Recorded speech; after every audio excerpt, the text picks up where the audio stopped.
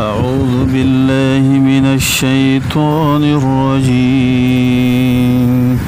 بسم الله الرحمن الرحيم. الرحمن علم القرآن خلق الإنسان علمه البيان. الشمس والقمر بحسبان والنجم والشجر يسجدان.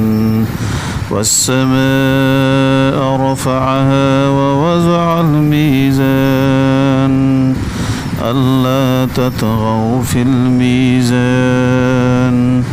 وأقيموا الوزن بالقسط ولا تخسروا الميزان. والأرض وضعها للأنام فيها فاكهة والنخل ذات الأكمام والحب ذو العصف والريحان.